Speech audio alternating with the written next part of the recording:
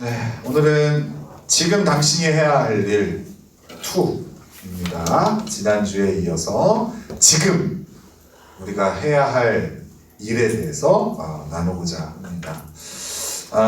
우리 지난주 내용을 기억하십니까? 지난주 내용은 이거였죠. 고난 당하는 자가 있느냐? 그는 기도할 것이요. 우리의 삶에 고난이 있다면 뭐 해야 됩니까? 기도해야 돼. 그러니까 지금 당장 우리가 해야 될 일이 뭐예요? 기도죠. 왜요? 고난이 없는 인생이 없으니까. 하나님 명령대로 기도해야 됩니다. 오늘의 내용은요, 그 야고보서 5장 13절의 뒷부분입니다. 즐거워하는 자가 있느냐? 그는 찬송할지니라. 뭐 하라고요? 찬송하래. 그죠? 지난주에는 기도하라 하셨고, 오늘은 찬송하라 하셨어요. 근데 제가 영어 성경을 찾아봤더니요, 이 즐거워하는 것이 영어로는 감사할 이유 이렇게 표현되어 있더라고요. 그러니까 영어 성경대로 다시 번역을 해보자면 이렇게 바꿨을 수 있겠죠. 감사할 이유가 있느냐? 그는 찬송할지니라. 우리의 삶에 즐거워하는 일, 이것은 감사할 이유와 같이 봐도 됩니다. 오늘 이 두 가지를 다 머릿속에 넣으셔야 돼요. 즐거워하는 자가 있느냐? 그는 찬송할지로다. 또 감사할 이유가 있는 자가 있느냐? 그는 하나님을 찬송할지니라. 여러분, 오늘 이 명령을 우리 마음판에 새기는 시간을 우리 갖겠습니다.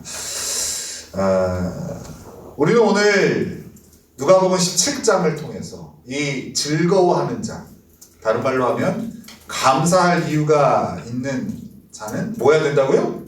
찬송. 하나님을 찬양해야 된다라는 이 원리를 한번 우리 마음판에 새겨보겠습니다.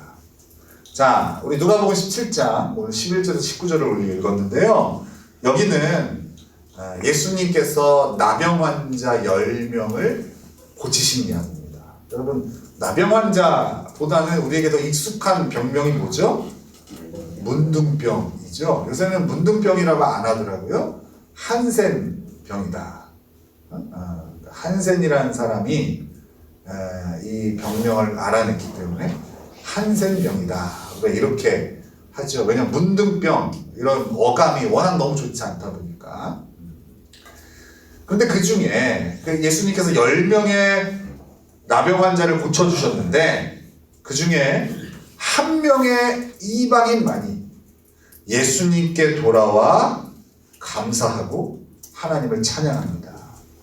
우리 한번 15절 16절 누가복음 17장 15절 16절을 한번 같이 읽겠습니다.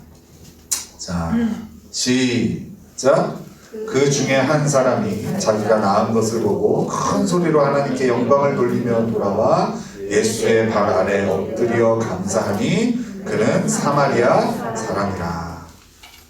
이 한 명의 사마리아 나병 환자는요, 우리가 아까 맨 처음 읽었던 야고보서 5장 13절의 원리를 그대로 행한 거죠. 즐거워하는 자가 있느냐? 감사할 이유가 있는 자가 있느냐? 그는 찬송할지니라.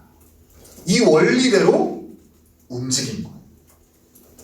그런데 오늘 우리가 주목하고자 하는 것은요, 이 돌아온 한 명이 아니라 돌아오지 않은 9명. 돌아오지 않는 9명. 왜 9명의 나병 환자는 고침을 받고도 예수님께 돌아오지 않았을까? 그럼 여러분, 돌아오는 게 당연한 거예요? 돌아오지 않은 게 당연한 거예요? 돌아오는 게 당연하잖아요. 그런데 당연하다는 얘기는 상식적이라는 거잖아요. 상식적이라는 거는 많은 사람이 행하는 게, 많은 사람이 생각하는 게 상식 아니에요? 그죠? 그러면 오늘 본문에서 보니까 돌아온 한 사람이 상식적인 게 아니라 돌아오지 않은 9명이 상식적인 거 아니에요? 그죠? 그러니까 이 돌아온 한 명은 아주 특이한 거예요. 돌아오지 않은 9명이 훨씬 더 일상적이라는 거죠. 도대체 이 예수님께 나병을 치유받은 이 9명의 나병 환자들은 왜 예수님께 돌아와 감사하지 않고 하나님을 찬양하지 않았을까? 두 개의 결론을 한번 추론해 봤어요, 제가. 왜 그랬을까? 첫 번째는요, 즐거움에 너무 취한 거예요. 즐거움. 어떤 즐거움이겠어요? 병이 나았다는 즐거움이겠죠. 당시 이 문둥병이라는 것은요, 단순한 질병이 아니었습니다. 죄로 인해 저주받은 인생이라 낙인 찍히는 거예요. 그러니까 문둥병에 걸리면 아이고 어떻게 사람들이 위로하는 게 아니라 어떻게 해요? 이 사람을 멀리하고 이 사람을 정죄합니다. 도대체 하나님 앞에 어떤 죄를 지었길래 저런 저주받은 인생이 되었어? 라고 합니다. 그러니까 이렇게 저주받은 인생이가 어때요? 내 옆에 두면 안 되죠. 그러니까 밀어내고 이들을 따로 격리시켜서 이 사회에 들어오지 못하게 합니다. 그러니까 문둥병에 걸렸다라는 것은 그냥 질병 정도가 아니라 완전히 세상에서의 사형 선고와 같은 거예요. 이들에게 이 병이 치유되었다는 것은요, 그러니까 단순히 병이 난 것 정도가 아니겠죠. 이 질병이 가져다주는 고통에서 해방된 정도가 아니라 인간답게 대우받고 살 수 있는 길이 열렸다는 더 큰 의미가 있는 거예요. 그냥 감기 난 정도가 아니란 말이에요. 결국 이들은 병이 나았다는 이 즐거움에 취해서 정작 이 병을 낫게 해주신 예수님께 나오지 않았던 거예요. 우리도 이런 경우가 많이 있죠. 문제 해결의 기쁨에 취해서 정작 우리의 문제를 해결해 주신 하나님께 영광 돌려드리지 않는 케이스가 너무나도 많아요. 제가 어릴 때부터 이제 목회자의 자녀다 보니까 목회적 관점에서 항상 저는 신앙생활을 해왔어요. 한 번도 평신도로 신앙생활을 해본 적이 없어요. 그래서 한번 해보고 싶어요. 진짜로. 좀 평신도로 신앙생활을 하는 게 가능할까? 제가 은퇴한 다음에는 가능할까? 이 마인드를 버릴 수 있을까 싶어요. 그러다 보니까 항상 머릿속에 제가 경험했던 성도들이요, 한쪽 저장 공간에 다 들어있어요. 여러분도 들어있겠죠? 다 들어있어요. 한 부부가 있었어요, 이 교회에. 이 부부는 오랜 동안 아이를 갖지 못했어요. 너무나 아이를 소망했는데 결혼하고 한 10년 가까이 아이가 생기지 않았어요. 그런 어려운 가운데에 이 부부가 우리 교회에 와서 은혜를 받고 신앙생활을 합니다. 그래서 그 자매는요, 예배도 열심히 나오고 그리고 새벽 예배에도 열심히 나와서 기도합니다. 어떤 기도했을까요? 하나님, 아들, 딸 구별 말고 하나만 주시면 될 것 같은데, 이 기도를 하는 거예요. 자녀를 주세요. 아들을 주세요. 딸을 주세요. 상관없어요. 아무거나 주세요. 기도했겠죠? 하나님 그 기도를 들어주셨을까요? 들어주셨어요. 이야, 아기가 생긴 거예요. 얼마나 기쁘겠어요. 그죠? 너무 기쁘죠? 그리고 한 10년 만에 얻은 자녀니까 또 그 세월이 좀 흘렀으니까 나이도 좀 있는 거예요. 초산인데. 그러니까 어떻게 해야 돼요? 조심해야 돼요. 그죠? 그때부터 모든 삶이 아이가 우선순위가 됩니다.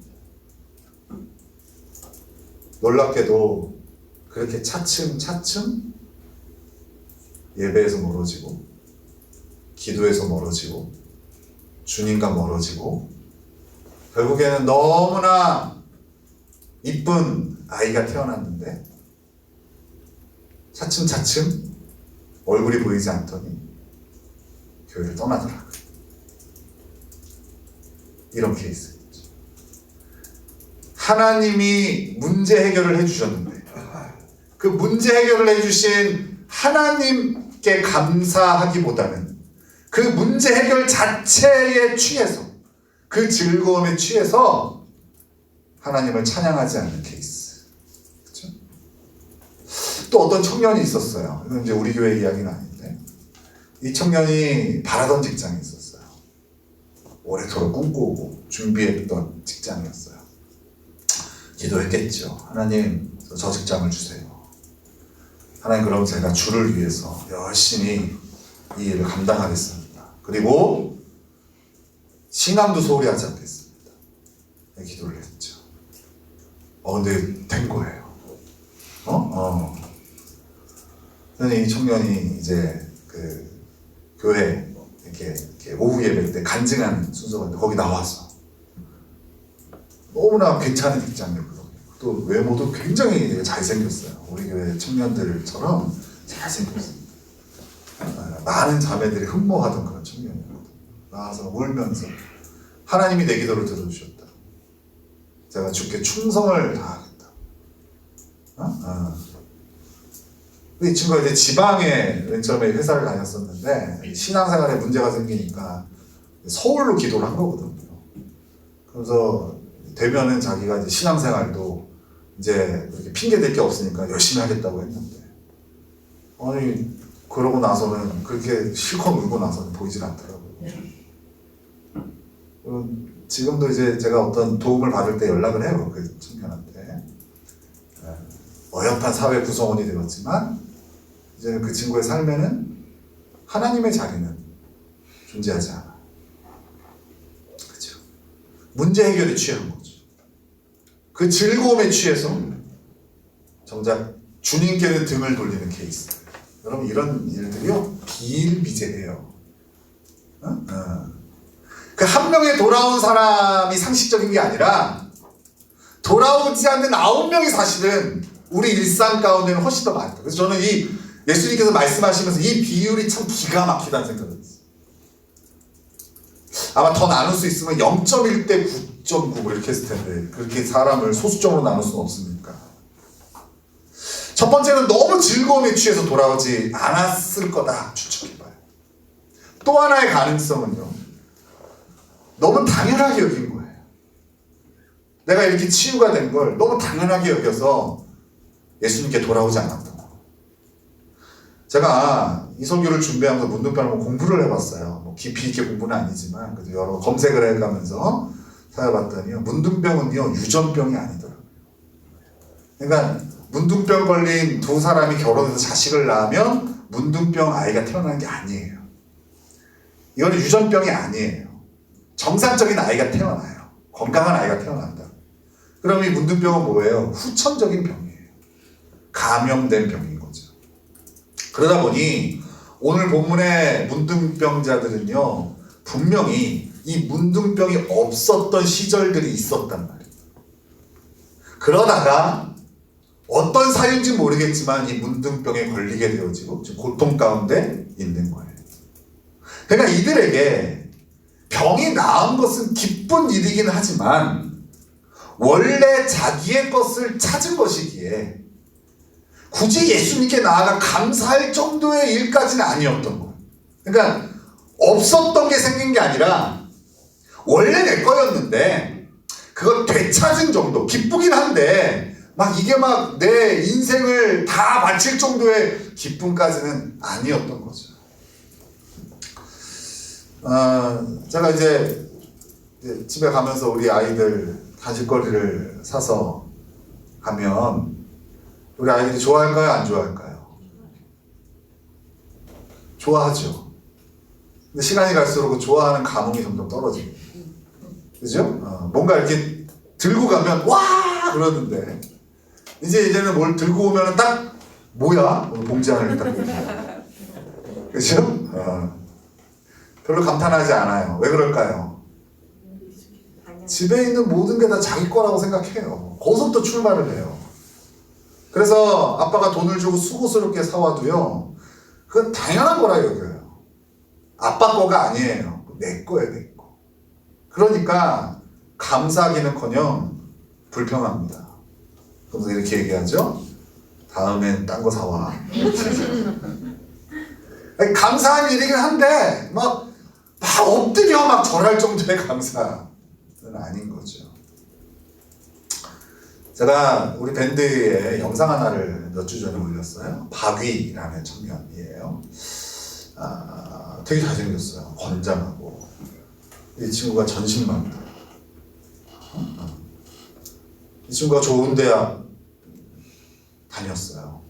어릴 때부터 신앙생활 했고 또 열심히 공부해서 좋은 대학을 가고 그리고 또 열심히 공부해서 원하던 직장도 취업을 했어요. 그래서 이 친구가 이렇게 고백하더라고요. 이제 내 인생이 뭔가 다 이룬 것 같은 느낌이 들었대요. 그때부터 마음이 좀 해이해졌대요. 그러면서 술에도 손을 대고 그렇게 세상 문화를 즐기기 시작했대요. 그런다고 해서 뭐 주님을 떠난 건 아니었대요. 그렇게 살았는데 어느 날 술을 진탕 먹고 자고 일어났는데 병원에 있었대요.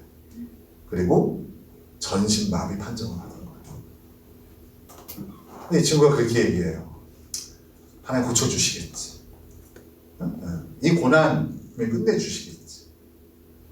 끝내 이 친구에게 그 기적은 일어나지 않았어요. 평생 그 건장하던 청년이 전신마비로 살아야 돼. 휠체어 생활을 해야 돼. 이 친구가 이런 고백을 하더라고요.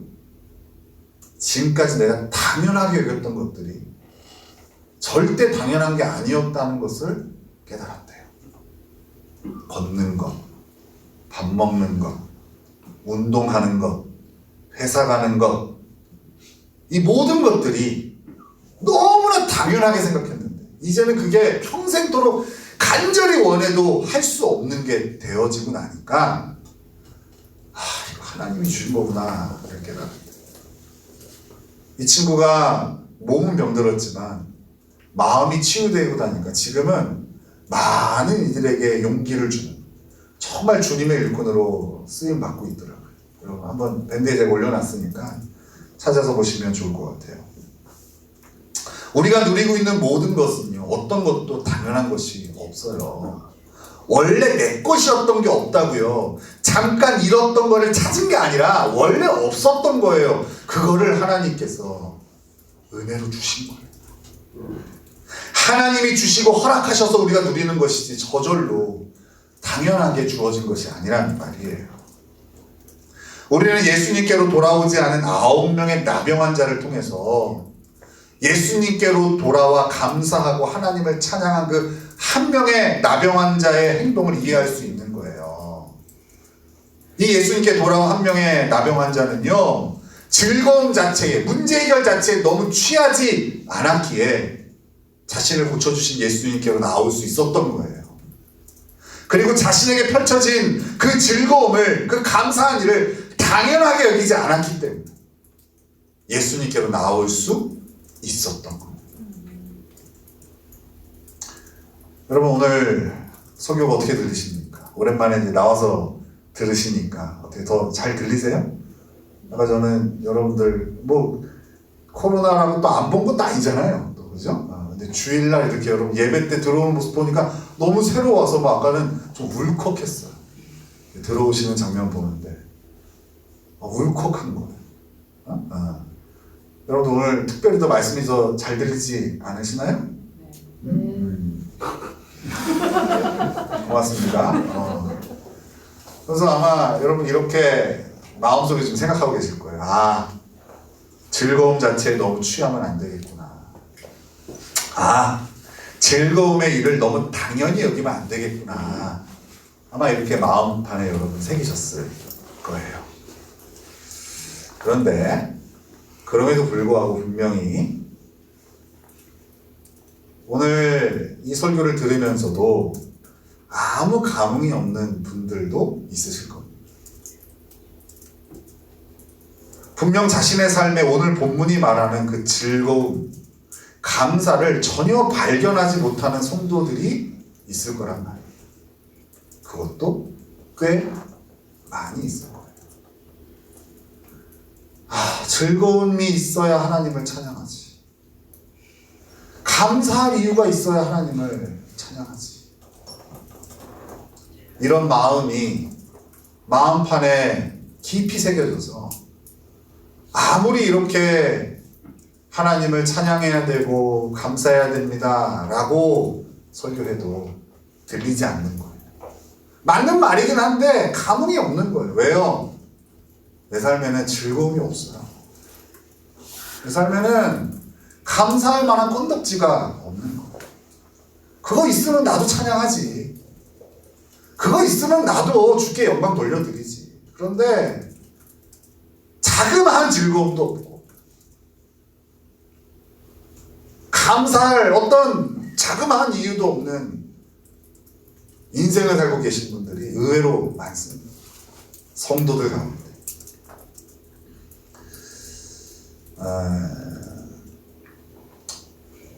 뭐 저도 그렇고요. 우리 성도님들도 그렇고 만나서 이렇게 몇 마디 나눠보면 제가 이 설교를 주면서 그런 마음이 들었어요. 과연 우리 가운데 즐거움이라는 단어가 있나? 감사란 단어가 있나? 우리들이 만나면 정말 이렇게 감사한 것들을 나누나? 즐거운 것들을 나누면서 그 자리가 하나님 찬양하는 자리인가? 아니면 맨날 힘든 거 나누고 맨날 하소연하고 남 탓하고 환경 탓하면서 그러고 있지는 않은가? 우리 교회는 말씀과 교제가 살아있는 교회라고 하는데 우리 교제가 다 그런 것들로만 채워져 있는 것은 아닌가? 그런 마음이 깊이 들었어요. 그래서 하나님을 찬양해야 된다고 오늘 설교를 합니다. 즐거움이 있는 자들을 하나님 찬양하라고 설교를 하고 있는데 막 준비가 진행되어지는 과정 가운데 계속 그 마음이 드는 거예요. 아, 이 설교를 해도 전혀 감흥이 없네. 우리 성도들이 별로 반응하지 않겠다라는 마음들이 드는 거예요. 즐거움이 없으니까. 감사할 이유가 없으니까. 과거의 상처, 현재 어려움, 미래에 대한 두려움, 이런 것들을 우리가 가득 에워싸여져 있고 이런 삶이 지속되다 보니까 더 이상 우리는 하나님을 향해 감탄하지 않아요. 즐거운 일이 있고 감사한 일이 있어야 할 수 있는 감탄, 찬양을 할 수 없는 거예요. 이런 분들은 오늘 설교를 들으면서도 시큰둥할 게 뻔하잖아요. 그래, 목사님 감사하세요. 그래, 목사님 찬양하세요. 나는 그냥 살게요. 목사님 무슨 인생을 알겠어요. 얼굴 보니까 곱상하게 고생도 안 하고 산 것 같은데 마음속에 다 있습니다. 어제 우리 규성이가 우리 집에서 잤는데요. 그러더라고요. 그 관심법을 얘기하더라고요. 누가 뭘 하였는가 막 이러면서 옛날 궁예 얘기를 해요. 깜짝 놀랐어. 너 그거 어떻게 알아요? 그랬더니 다 안 돼요. 저도 그 관심법이 있습니다. 마음속에 그렇게 생각하시는 거 너나 해라. 여전히 내 인생이 암흑같이 느껴지죠. 그죠? 감사할 일도 없고 그래, 앞으로도 없을 것 같은 거예요. 오늘 설교는요, 이분들을 위한 설교예요, 사실. 혹시 아까 대답하신 분들 있죠? 잘 들립니다. 은혜 받았습니다 하시는 분들은 그 받은 은혜를 품고 이제부터 열심히 사시면 됩니다. 알겠죠? 즐거운 일이 생기면 하나님 찬양하고 감사할 이유를 찾게 된 하나님 찬양하고 사시면 돼요. 이분들은 지극히 건강한 분들이니까. 알겠죠? 그런데 그렇지 않은 분들은 지금부터 귀를 바짝 열고 설교를 잘 들으셔야 됩니다. 심각한 병에 걸리셨으니까. 그리스도인의 삶이라 할지라도요, 꼭 즐거운 일이나 감사한 일이 있는 것은 아니에요. 여러분들이 잘못 살아서 그런 게 아니라 그리스도인의 삶이라고 해서 꼭 즐거움, 감사 이런 것이 넘쳐나는 것만은 아니라는 거예요. 정상적인 거라는 거예요, 상황이. 지난주에도 나눴듯이 오히려 그리스도인들에게는 고난이 더 익숙해요. 그렇다면 우리는 지난주 야고보서 5장 13절 말씀, 이번 주까지 하는 이 말씀 가운데에 앞부분만 기억해요. 뒷부분은 잘라내고. 그죠? 고난당하는 자는 하나님 기도하라. 여기까지만 생각하고 뒤에 거는 잘라내야죠. 왜요? 우리는 즐거움이 없으니까. 그죠? 근데 여러분, 하나님 말씀 가운데 우리가 잘라낼 수 있는 게 있을까요? 이건 중하고 이거는 필요 없다고 할 수 있는 게 있을까요? 하나님께서 그리스도인들에게 기도를 명령하신 것처럼 똑같이 하나님은 그리스도인들에게 찬양을 명령하고 계시는 거예요. 너 성도지? 그럼 기도해. 이 명령과 같은 게 너 성도지? 그럼 찬양해. 라고 하시는 명령이에요. 앞에 조건에 포커스를 두기보다 해야 되는 그 명령에 여러분 우리가 이제 포커스를 좀 두자는 거예요. 즐거운 일이나 감사한 일이 없어도 하나님을 찬양한다는 것이 정말 가능한 것이냐라는 거예요. 아무리 둘러봐도 즐거움이 없잖아요. 짜내도 아니 고난과 어려움과 암흑과 같은 내 삶밖에 없지 즐거움이 없고 감사할 일이 없는데 어떻게 하나님 찬양하냐고요. 근데 하나님께서는 그런 우리에게도 찬양하라고 하세요. 우리 그러면 이 어려운 문제에 대한 답을 이제부터 찾아볼 거예요. 자, 어디로 가시냐면 로마서로 갈 거예요. 로마서 4장 5절이에요. 로마서 4장 5절.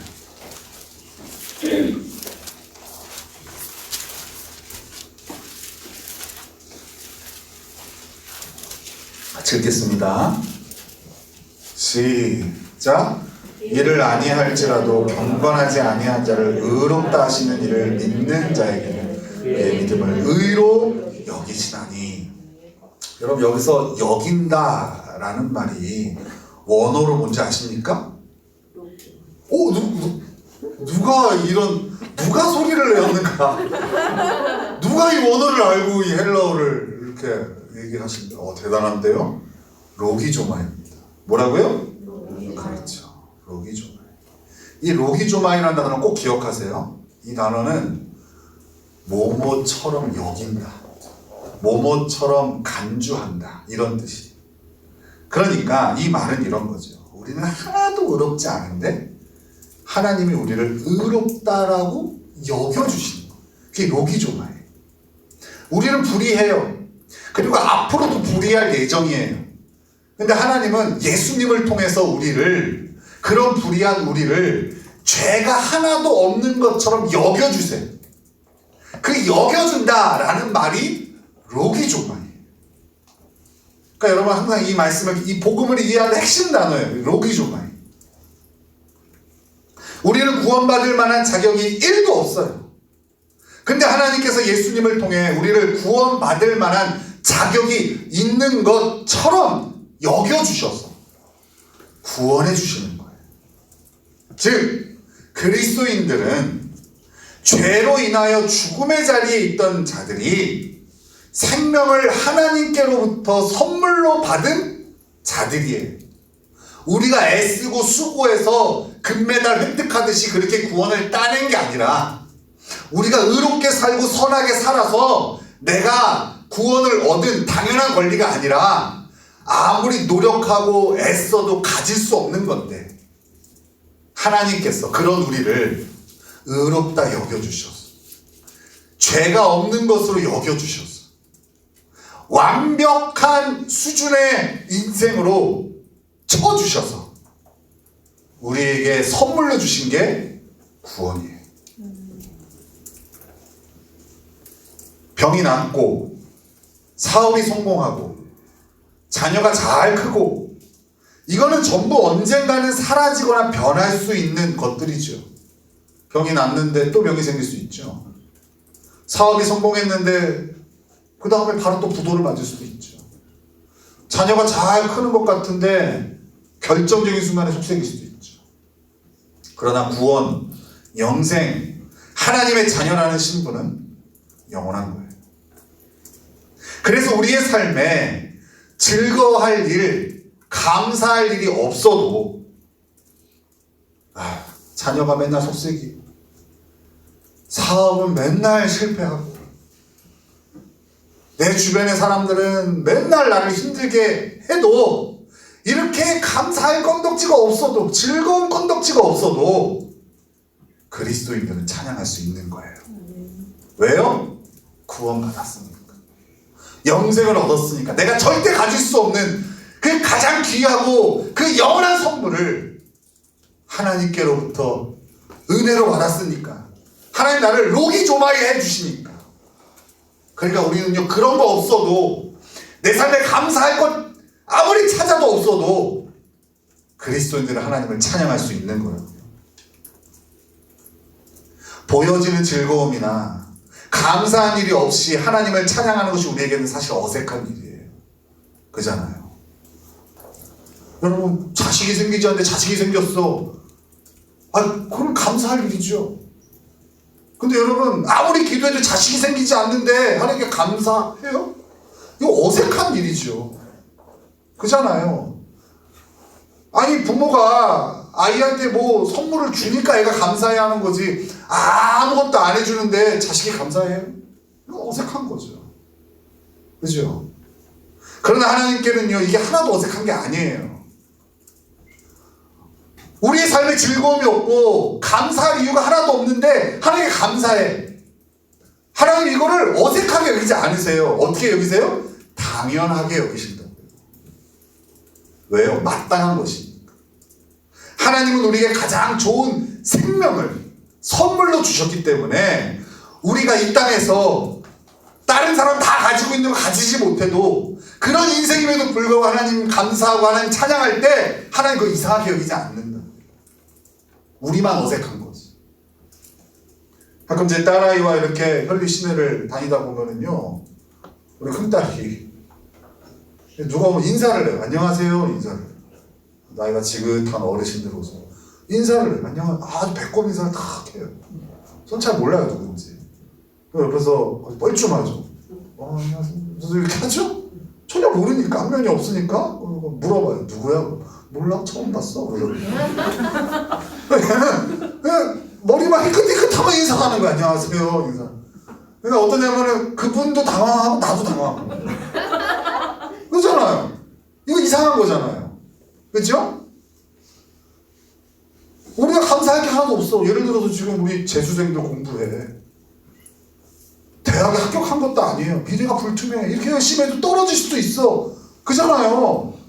막 내 인생이 암흑같이 느껴져. 근데 하나님 감사합니다 그랬어. 근데 하나님이요 저처럼 의아하게 여기지 않으신다고 그거를. 그죠? 왜요? 가장 좋은 거 주셨기 때문에. 그러니까 여러분 삶에 감사할 건덕지가 없어도 하나님 찬양하는 건 어색한 일이 아니라고요. 마땅한 거라고. 시편 146편에서 150편은요 할렐루야 시편이에요. 왜 할렐루야 시편인지 아세요 여러분? 아까 로기조마이 아시는 분 빨리 대답해 보세요. 왜 할렐루야 시편이에요? 찍기 시작하죠? 찍어서 맞추니까 할렐루야로 시작해서 할렐루야로 끝나요. 시편 146편에서 150편이면 매 시마다 할렐루야로 시작해서 할렐루야로 맞춰요. 그래서 할렐루야 시편. 할렐루야가 어떤 뜻이에요? 여호와를 찬양하라잖아요. 하나님을 찬양하라잖아요. 이 찬양이 우리 그리스도인들에게 펼쳐져야 하는 모습이에요. 여러분이 그리스도인이라면 여러분은 하나님을 찬양해야 돼요. 여기서 출발해요. 즐거운 일이나 감사한 이유를 찾지 않아도 돼요. 그거 있어야만 찬양하는 게 아니라 그거랑 상관없이 하나님을 찬양해야 돼요. 누구는? 그리스도인들. 그냥 하나님을 찬양하기로 작정하면 돼요. 감사한 일이 어딨나, 즐거움이 어딨나 찾지 마시라고요. 그냥 하나님을 찬양하기로 작정하세요. 여러분들이 성도라면, 그리스도인이라면. 여러분 같은, 미안합니다. 여러분, 우리와 같은 죄인이 구원받아 영생을 받고 하나님의 영원한 자녀가 된 것으로 그 이유는 충분하기 때문에 그래요. 여러분, 이렇게 찬양하기로 작정하면요, 놀라운 일이 펼쳐집니다. 보이지 않던 삶에서의 즐거운 일이나 감사한 이유들이 보이기 시작해요. 불평과 원망거리밖에 없었던 우리의 인생에 희락과 감사가 넘쳐나게 될 겁니다. 찬양이 계속해서 감사할 이유나 즐거움이 있어야만 할 수 있는 거라고 여기는 사람들은 평생 찬양 못합니다. 아니 진짜예요. 여러분 신앙생활 가운데 기도 열심히 하시는 분들은 종종 만나요. 근데 찬양 열심히 하시는 분들은 별로 못 만나요.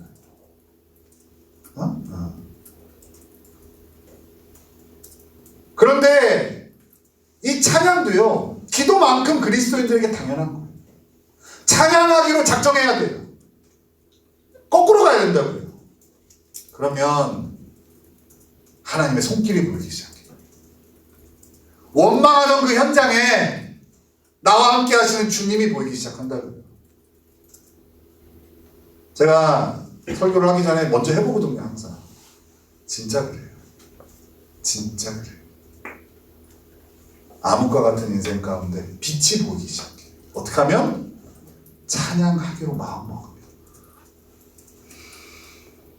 그리스도인들이 하나님을 찬양하기로 작정하면 즐거운 일과 감사한 일들이 보이기 시작합니다. 지난주 말씀을 듣고 자신의 환경과 상황을 주장하지 않고 기도하기로 결심한 분들은 다 기도했습니다. 이게 중요해요.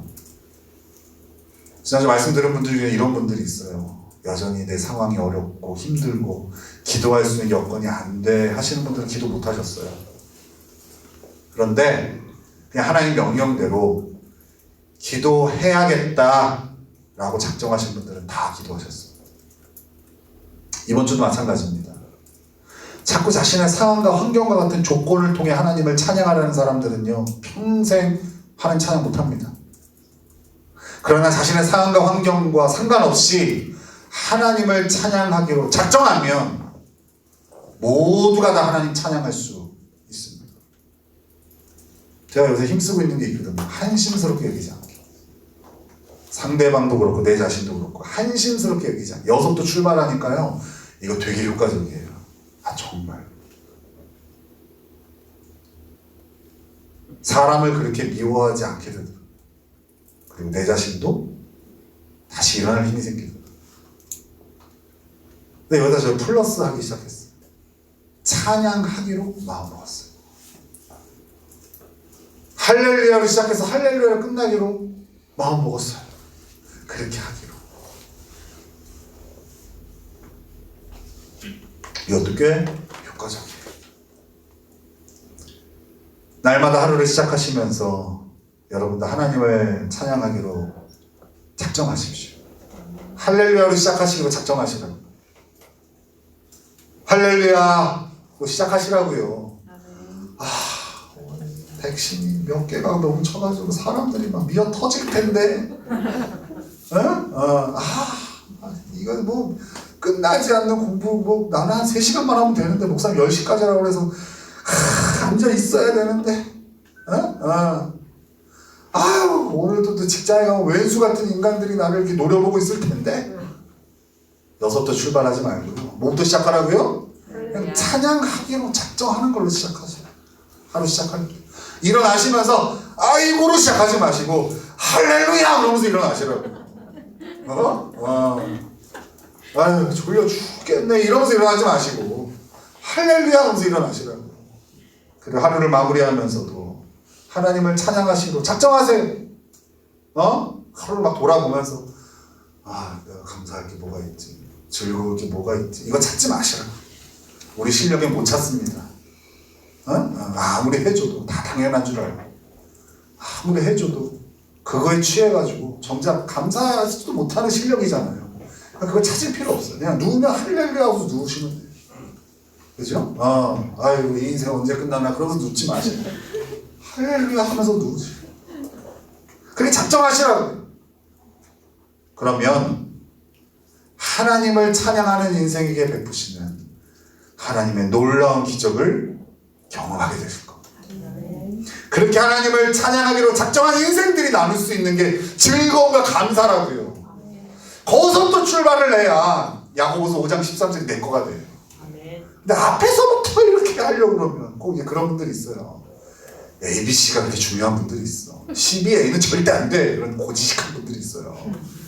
바꾸세요, 여러분. 찬양하기로 작정하시면 감사하실 수 있습니다. 즐거워하실 수 있습니다. 우리 한 주 동안, 아니 평생 하나님이 주시는 즐거움과 감사를 누리는 저와 여러분 되시기를 예수님의 이름으로 축원합니다.